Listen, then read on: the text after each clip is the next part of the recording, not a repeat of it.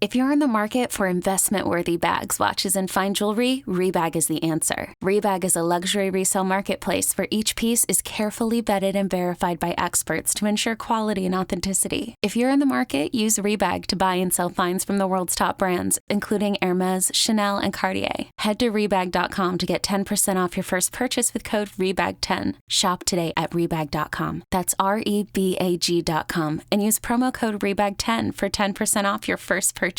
JamesAllen.com is the online destination to easily design a customized engagement ring and save up to 50% compared to traditional stores. You pick a diamond, whether it's lab-created or earth-created, James Allen has over 200,000 conflict-free stones. Then you pick your ring setting and metal. And if you need some help, they have real-time diamond consultations available, where an expert can walk you through it all. Get 25% off your order at JamesAllen.com, code podcast. That's JamesAllen.com, code podcast.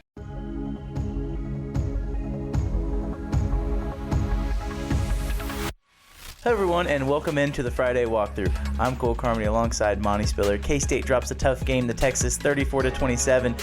But now they get ready to go take on Baylor. Two important games. K-State dropped the first one. They get a chance for redemption against Baylor on Saturday.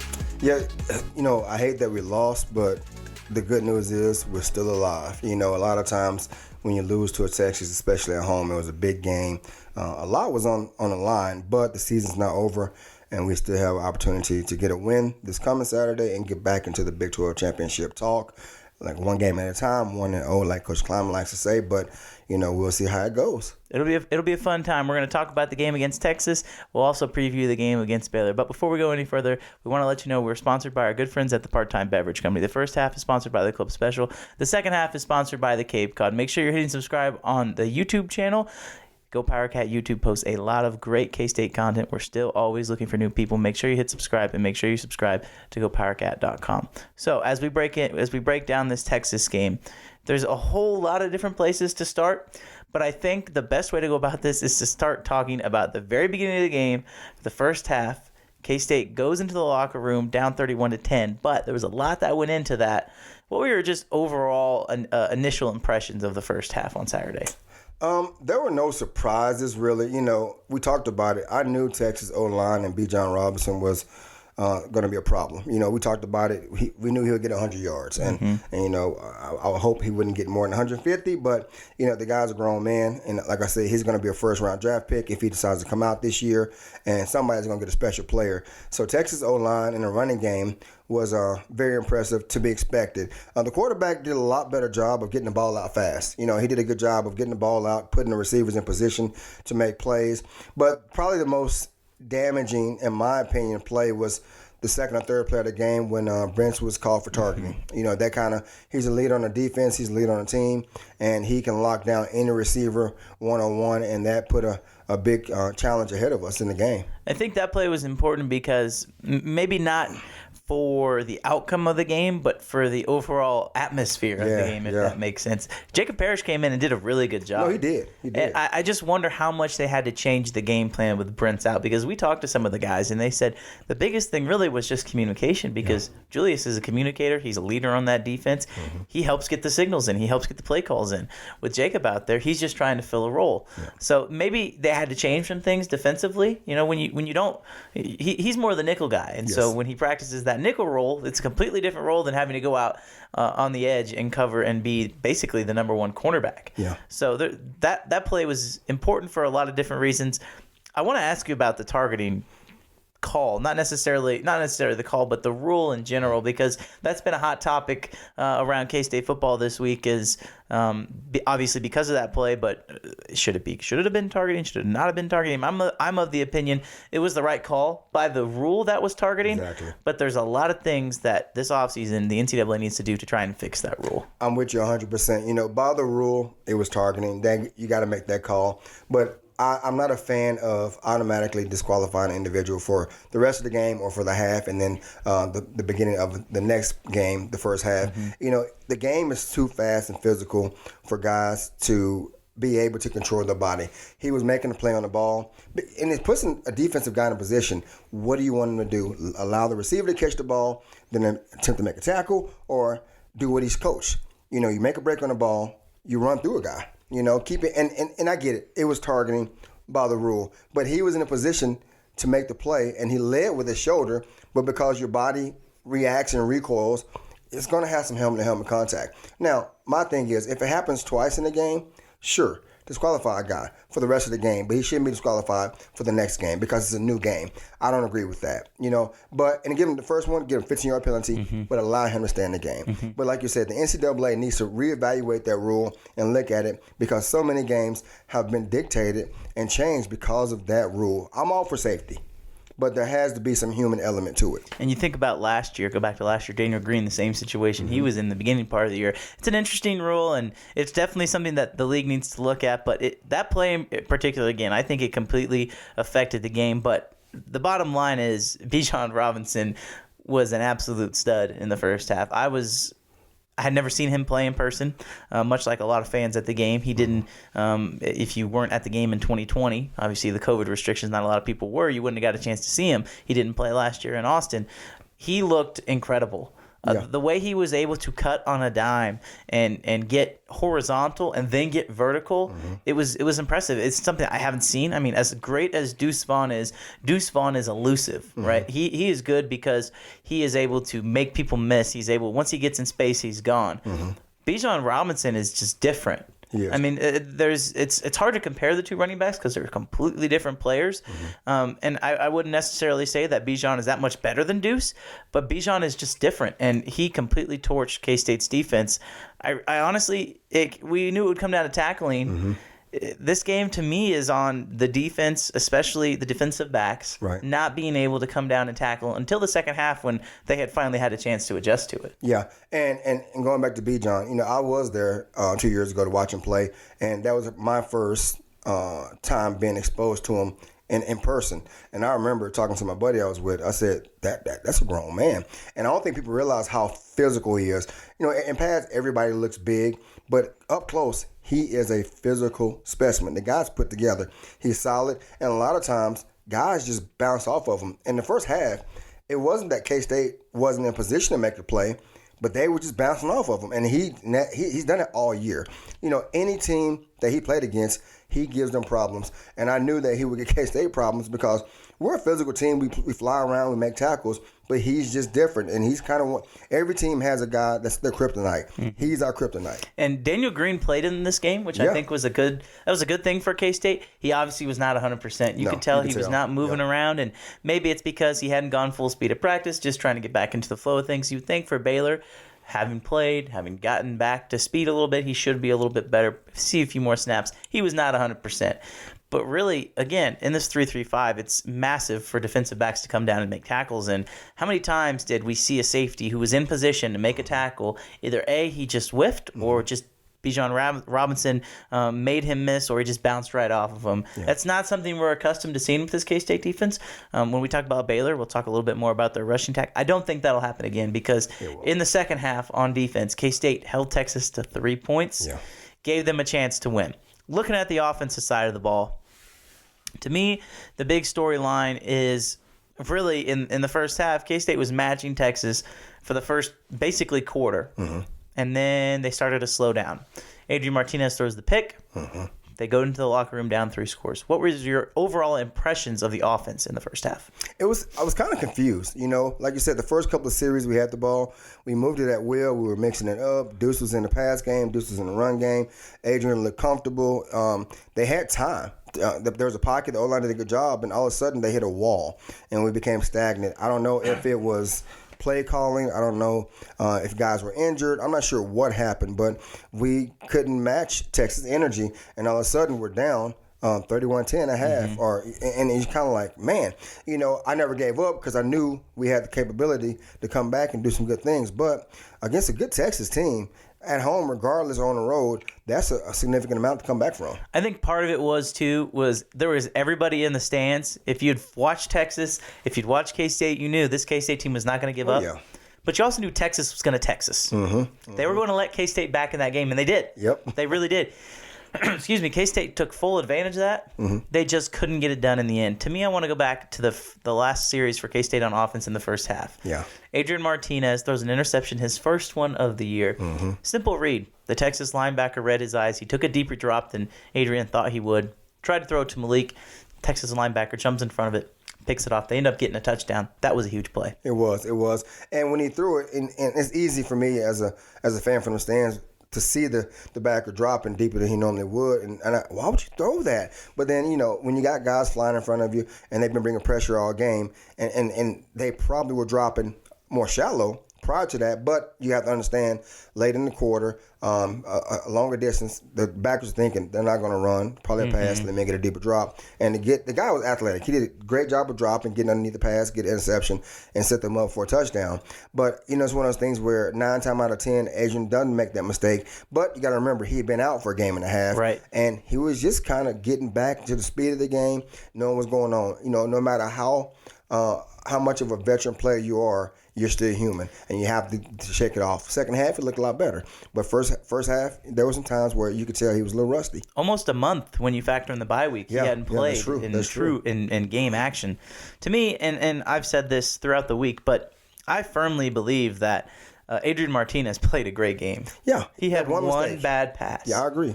And, people want to make the argument about Will Howard. I'm not really in that conversation because I think Adrian does things that Will does differently. Yes. Adrian Martinez was able to escape the pocket, able to make plays because Texas was bringing the rush. He made one bad throw, and unfortunately it cost K-State. But the turnover battle was still 2-2. Yep, it was. And a lot of people, because we lost the game, it's easy to put blame on the quarterback. That's human nature. Any team, when the Chiefs were rolling and Mahomes had a couple of bad games, they were like, oh, Mahomes, like, you guys are crazy. Mahomes is still a great quarterback. Stop it. Same with us. It's one of those things where when you lose, they want to blame the quarterback. But when you're winning, even if he has a bad game, we win, people tend to overlook that. It was a closer game, and we still had the opportunity late to win it. Yep. We just couldn't finish the deal. We kind of shot ourselves in the foot early, came back, regrouped. Defense stepped up big time. The one play when Savage stopped Bijan on 3rd and short, it was huge. So we had our chances. We just have to play a complete game. And Texas played a lot of zone against K-State on Saturday. Mm-hmm. And I don't know if that was to try and contain the scrambling ability of Martinez a little bit. Yeah. Instead of having K-State run a bunch of deep routes and the defensive backs have their backs turned and Martinez can take off and run. I think it worked to Adrian's advantage, to be honest. Yeah. He was able to find those pockets in the zone, deliver the passes. I thought he looked good in the second half. That's probably one of the better halves of football he's played, especially considering everyone in the stadium knew he had to throw the ball. Yeah. They're down by 3 scores, and he engineered a comeback. Unfortunately, on that last play, a defensive lineman made a play. Yep. He got the ball out. Mm-hmm. Texas won the game, but I don't think with the way that the first half ended, you could have asked for a better opportunity. You have the ball, 2.5 minutes left. Go tie the game. They weren't able to, but again, I almost wonder if this was just a buzzsaw they ran into with Texas. Texas was on. We weren't stumbling in, but I feel like we weren't at our best. I know we weren't at our best. And kudos to Texas. They won the game. I'm not making excuses. We play them again. It's probably a different outcome. Bijan will still get his numbers, but as a whole, I feel like we can come out successful. One thing I did notice at watching the game, and a lot of people haven't talked about that, our return teams did not look good, especially kickoff. The receivers, they had time to catch the ball. They weren't kicking it into the end zone, and we couldn't set up a return. And Texas guys were flying down, beating our guys to the block, and making our returners cut sideways rather than getting upfield. So that was huge, too. We started with a long field most of the time. There was multiple times where K-State would miss a key block on kickoff, and Malik Knowles would get tackled on the 15. Sure enough. It's amazing how one block can spring a big return, or it can just be a great play by the kickoff team. Mm-hmm. I have a feeling that's going to be an emphasis this week in practice. I don't know them. We were around this team an awful lot, and it's pretty easy to say when we know what they're going to work on. Mm-hmm. That's going to be something they work on. I look for the kickoff return team to maybe make a big play in Waco this weekend. I would be shocked if they don't. It was an interesting night on special teams, but again, overall, this team is going to be fine. I think we're obviously going to talk about Baylor here coming up shortly, but that was a game where I think they're ready to put it behind them. Mm-hmm. They're ready to move on. Everybody's healthy now, for the most part. Knock on wood. So, again, it was just kind of one of those games where they didn't get the job done. Mm-hmm. After the game, I felt like they knew that they missed an opportunity, but they also understand there's 3 more opportunities, and they still have a great chance to make it to Arlington. Absolutely. They got a lot to play for. They'll regroup. They'll be okay. I'm confident in this team. We're going to talk about the game in Waco between Kansas State and Baylor coming up in the second half. Once again, we are sponsored by the Part-Time Beverage Company, and we will see you after this short break. Imagine the softest sheets you've ever felt. Now imagine them getting even softer over time. I'm here to tell you about Boll & Branch and how you can discover this new level of softness with their iconic sheets. In a recent customer survey, 96% responded that Boll & Branch sheets get softer with every wash. They source the rarest 100% organic cotton for an incredible softness to start. Then they skip the toxins and harsh chemicals for a natural feel unlike anything else, and it all comes together with their signature weave. This special design feels buttery, breathable, and unlocks new levels of softness with every wash, and they stand behind their promise of softness. With their 30-night guarantee, you can wash, style, and sleep in their sheets for an entire month. If during the 30 nights, you don't love your sheets or feel them getting softer and softer, you can send them right back. No questions asked. So head to bollandbranch.com for 15% off your first order with code Odyssey. That's BOLL and branch.com. Exclusions apply. See site for details. Passion, drive, and patience. What brings home the winning trophy is also what keeps your ride or die alive. eBay Motors has everything you need to maintain your vehicle and level it up to peak performance, from superchargers, roof racks, exhaust kits, LED headlights, and more. Whether you're into speed, power, or style, eBay Motors has got you covered.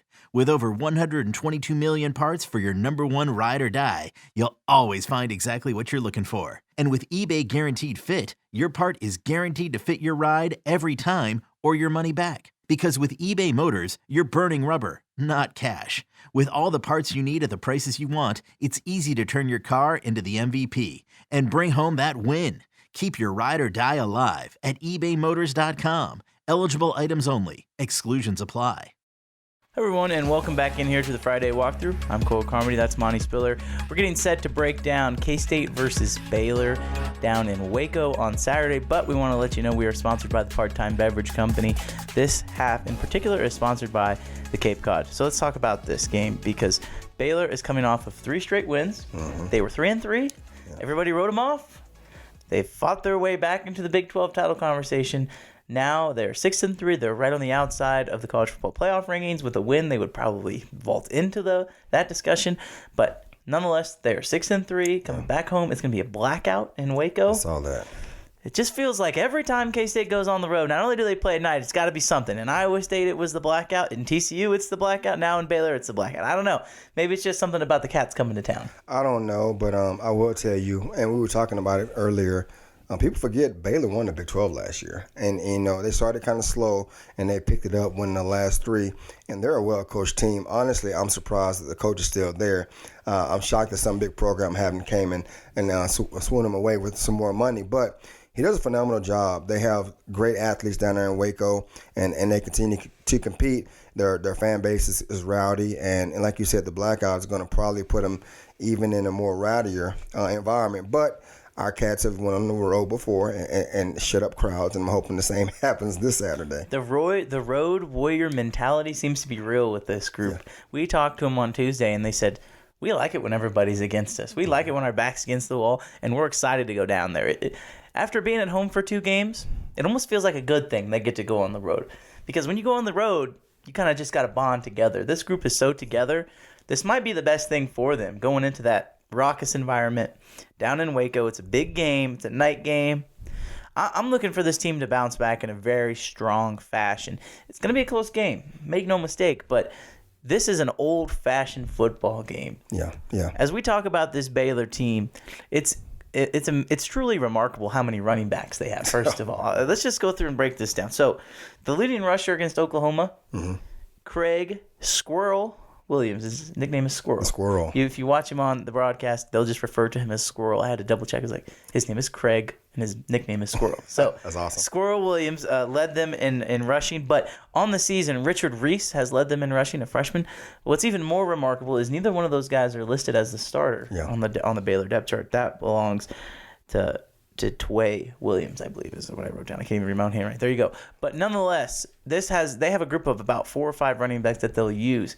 Somebody made the comparison in North Dakota State when Chris Kleiman was at. That's a good comparison. When Chris Kleiman was up there, they have all these running backs that they rotate in. As a defense, I feel like that presents unique challenges for you when you have all these guys rotating in at running back. Oh, absolutely, because you have to prepare for each and every one of them, and each back presents something different, And I'm pretty sure Baylor has packages for each back as well, not traditional zone or sweep and whatnot. But I feel like K-State has athletes to match each running back, and it's going to be a challenge. But our backs are already against the wall. You don't want to look at it this way, but if we lose this game, you pretty much can forget about Big 12 championship game because there's 4 other teams that are in position the same as we are, including Baylor. So it's a game that we have to understand. We have to win this to give ourselves a chance. We're bowl eligible. That's great. Taking nothing away from that, because for seniors, they deserve to go to a bowl game. But let's not stop at a bowl game. Let's go to the Big 12 championship, win it, and then go to a bowl game and see what happens. So this Baylor game is important. Our defense, they're healthy. Daniel Green hopefully be back to full speed, if not already. And let's go get back into the conversation of a Big 12 contender. This win would push K-State over the hump, I think, because while you're still needing a Texas loss, I am of the opinion that Texas putting 12 quarters together consecutively, I can't see that happening. Go Frogs. I just can't see that happening. I think that TCU-Texas game, actually, TCU has a great chance to win that game. We'll look at that more at the end of the show. But with this game, K-State game in particular, this is, like I mentioned at the top, this is an old school affair. Baylor ran a lot of I formation against Oklahoma. I look at that Oklahoma game, and while I know that Oklahoma cannot stop a runny nose on defense, yes, indeed, Baylor ran the ball down their throats. I feel like K-State is going to match their physicality. They were tested physicality-wise against Texas last week.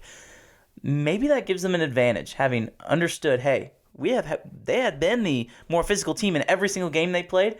Maybe they weren't against Texas. I think that's a fair assessment. If you think that Texas was more physical than K-State, it was close. If not, now they've gotten that challenge out of the way. Will they be up to it against Baylor? I think yes. I think the line of scrimmage is going to dictate this game. If K-State can win, especially on defense, if they can win on the line of scrimmage there, they're having a great opportunity to win this football game. And anytime you depend on guys like Felix Anyudike, Uzama, Eli Huggins, usually works out for K-State. Yeah, and taking nothing away from our defense last week, but I feel like Texas O-line as a whole was more physical than our D-line throughout the whole game. And for Felix, he was getting double and triple teamed the majority of the game. And I'm sorry, Baylor can't afford. They got 4 or 5 dynamic running backs, but none of them are Bijan Robinson. And it's nothing against those guys, but they aren't. So you can't really afford to allow a running back. Baylor can't trust that the running back's going to make plays like Texas does. So they're going to have to take some guys and double our D linemen and our DNs for that matter. But with that being said, coming off a physical game against Texas, K-State will be prepared for Baylor, and no matter what they throw at them. And it's going to be a battle up front. And our linebackers, Moore and Green and Nick Allen, they are physical players. And if Baylor wants to run the ball, that's good old-fashioned smash mouth football, what K-State defense loves to play against. And our corners and safeties like to be physical, so we welcome the challenge. This is going to be a game straight out of the 90s. Yes. This is going to be a good old-fashioned Big 12 matchup. I, for one, cannot wait to see this because it just feels like one of those games that's going to come down to the very end. Now, Blake Shapen, the quarterback, is an interesting case because he comes in as the backup against K-State last year. Gary Bohannon, who's now at South Florida, was the starter. Bohannon gets hurt. Shapen comes in, and everybody had never heard of this kid. It's his first action. He was a baseball player originally, decided to come to Baylor to play football, and he just lights the world on fire against K-State. And then the rest of the conference, the rest of the season, obviously the rest is history. Shapen had a really good ending to his freshman year. He struggled a little bit this year, maybe a little bit of a sophomore slump. He's thrown 6 interceptions. He'll give you the ball away. You just have to go up and grab it. I think if K-State tries, if they can stop the running attack of Baylor and make Blake Shapen beat you, that has to be the plan. Yeah, and I feel like we can do it.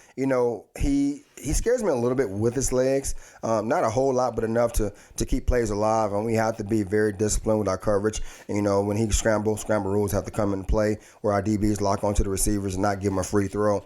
But last year when he came in against us, he came in a situation where there's really wasn't any pressure. So, and anybody who knows the game of football, who watched enough football, understand a lot of times when the backup quarterback comes in and balls out, people are screaming, oh, he should have been the starter from day one. No. He came in, there was no pressure. If he made a mistake, he's a freshman, backing up a guy. It is what it is. So he could play free.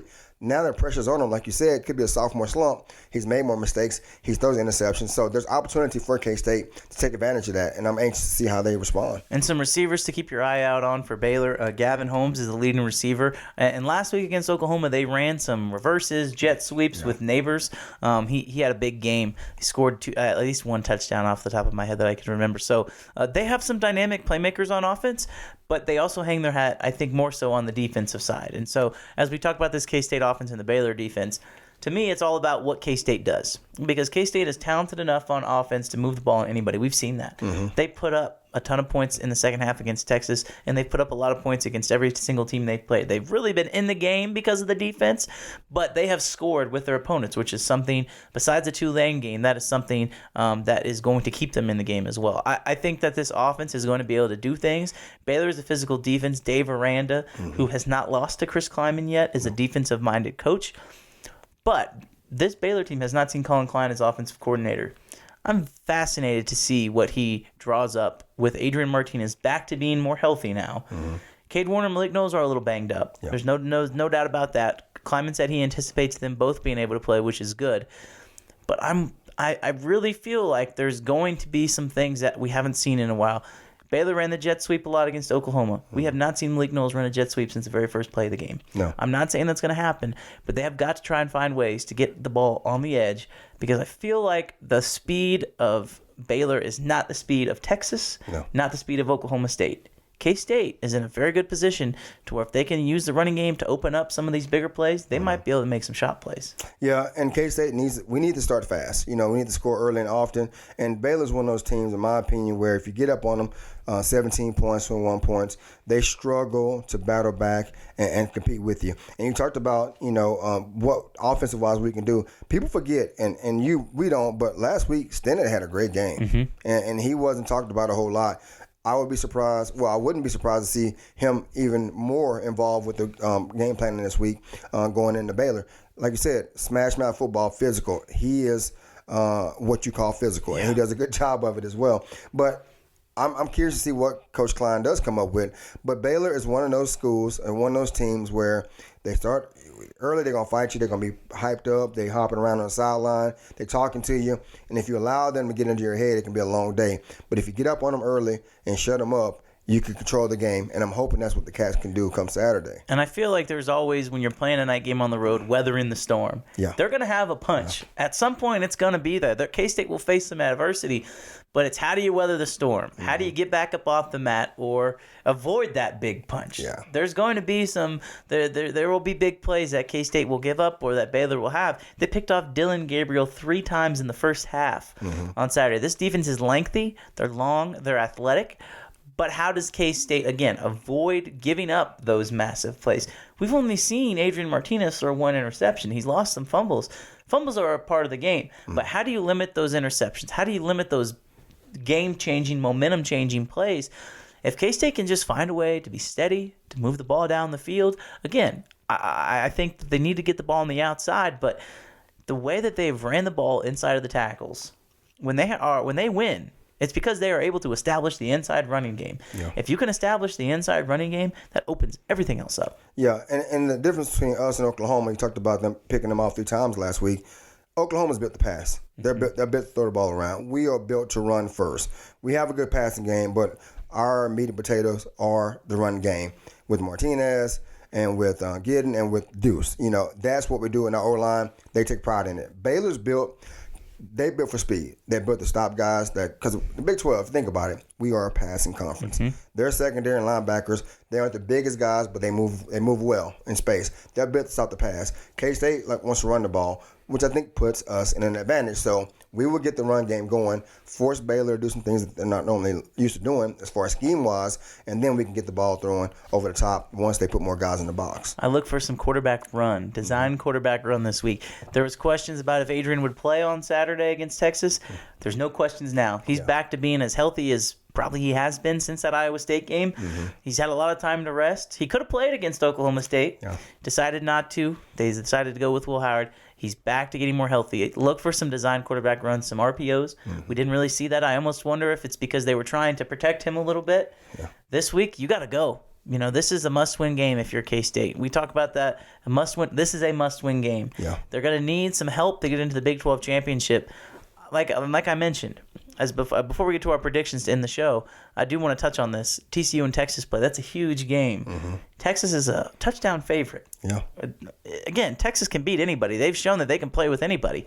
I think TCU finds a way to get that game. I really do. Yeah. And K-State's going to know, because they'll be playing when that game is over. So it'll be an interesting day of college football in the Big 12, that's for sure. But again, just a massive day overall. Yeah, it's a lot going on, and as much as I dislike the fact that we lost last Saturday, the way the conference is lined up now, it makes it fun. And it makes it must-watch TV, because as a fan base, you have to get excited because your team, 6 of the 10 teams are in that race. And so these games this week matter. Not just K-State and Baylor, but most of the games matter at some point. Last week, KU became bowl eligible. Good for them. And some schools are fighting for bowl eligibility still, but some teams are fighting to get into the Big 12 championship. Right now, TCU is the front runner. They beat Texas. It's a highly likely they'll probably be there against K-State, against whoever, but it's fun, and I'm excited. It's going to be a blast, and what's crazy about this conference is every single team, 9 games into the year, still has a chance to make a bowl game. West Virginia's down there at 3-6, so they're struggling, but the hope's not dead yet. I think that what makes this conference amazing. So getting back to this K-State Baylor game, let's get into our picks. We were both dead wrong last week. I kind of made it sound like K-State was going to kick their butt. So did you. We were wrong. Texas showed up, and they played well. They beat K-State. But this week, I think it's a different story. I'll let you pick first. Yeah, I was wrong last week, and I felt like it would have been a home game in Harley Night. The boys be pumped up, and they were, and I felt like we played better than what we did. But it's okay to be wrong. That's why we're human. This week, I think it'll be not as a high-scoring game, but it'll be a physical game for sure. I'm going 28-21 Cats. Yeah, I think it's going to be a one-score game as well. I've said 27-24 K-State. Okay. I do think K-State will win this game. The spread is 3. If they don't win, I think they'll cover. But, again, I think K-State, this is a bounce-back game. Mm-hmm. This is a get-right game. K-State has not lost 2 in a row yet this season. Yeah. I don't think that happens on Saturday night. I think K-State gets it done. Money agrees. Thanks, everybody, so much for listening to the Friday Walkthrough. We're sponsored by the Part-Time Beverage Company, and we will talk to you next Friday.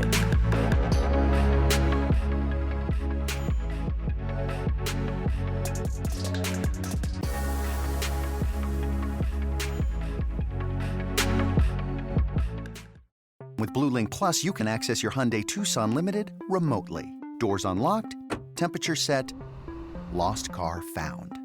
There it is. Get complimentary class-leading Blue Link Plus. Call 562-314-4603 for complete details.